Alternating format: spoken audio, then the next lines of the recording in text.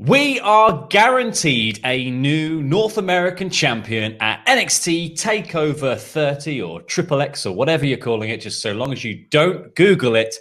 Do not Google image search TakeOver Triple X. I've made that mistake already today, and I can't unsee what I saw. But yeah, so hi, you're watching the WrestleTalk podcast, NXT Flavor Edition. I'm don't do Laurie it. Blake. Don't do it. I'm looking at it now. Don't do it. Yeah, definitely don't do it. Don't do it.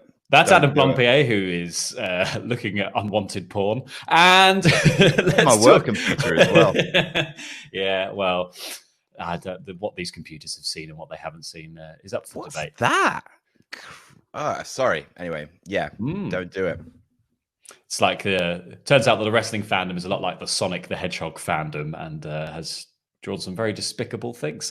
Let's start with the main talking point of this episode is going to be the vacated North American Championship, which Keith Lee vacated at the top of the show. This was William Regal's big announcement for the episode. That Keith Lee opens the show saying he's won both belts, he's proved himself to be limitless, but he doesn't want to hold people back from the opportunities that he was afforded within NXT. So he has vacated the North American Championship in order to give other people a chance. And he's going to obviously keep the NXT Championship, the smart choice, the thinking man's championship. This has then set up the notion that for TakeOver 30, they're going to have a series of triple threat matches to decide who's going to take part in another North American title ladder match. And as you can no doubt remember, the North American title was initially the first North American champion was crowned in a ladder match, which Adam Cole won. Which I just think is like it's a lovely bit of synergy. It's a nice callback to like one of the most successful matches I think in NXT history. That ladder match comes up so often. Laurie, Jesus Christ. Just picking words out of a hat, mate. A little bit of brand merging. Bit of brand stuff. It's great. No, I think it's a nice callback. It's a nice bit of nostalgia for NXT fans. And actually, we were talking about who might take the belt to Keith Lee and whether they would do sort of a Becky two-belt style thing. Very quickly, Keith Lee loses the North American title, which I don't think did much for Becky, frankly, when I think they barely got the T-shirt made that said Becky two belts. And then they were like, yeah, one belt Becky now. So you have to buy another T-shirt again. So I think this actually is a bit more of an elegant solution to that issue of Keith Lee having to lose one of the belts to, actually make TakeOver a sort of a card with more people on it. And this is a really good option for that. What do you think? Yeah, just to speak generally, I really liked this week's episode of NXT.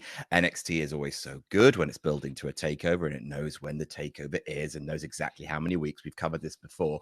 But I think maybe hyperbole, but I think a pretty flawless episode of NXT, which is not to say there haven't been better episodes of NXT. It's just actually, I don't think there was anything wrong, really, with this week's NXT. Like everything worked on it for me. And yeah, we obviously started with old Billy Reegs saying that there's going to be a ladder match. And the first person in that ladder match, really, really smart choice because it really makes suddenly NXT feels a lot deeper as a brand just with this kind of one announcement really, and the first person in it, because spoilers, first person in the ladder match is Bronson Reed, getting rid of Roderick Strong and Johnny Gargano, literally beating two former North American champions in a triple threat to basically establish that once again, yes, the North American champion is the mid-card title of NXT, and there is a mid-card division in NXT, which people were worried about when the belts were unified. It's just like, oh, does that mean it's going to be main event scene or nothing in NXT? No, they've done really, really smart play here and re-established their mid-card. Really, really good idea. And if we're not thinking about is it going to be Johnny Gargano? Is it going to be blah, blah, blah? And so if you're looking at just mid-card guys, there's so many cool options for North American champion, and it makes TakeOver such a rich card going in, and everyone loves the ladder match.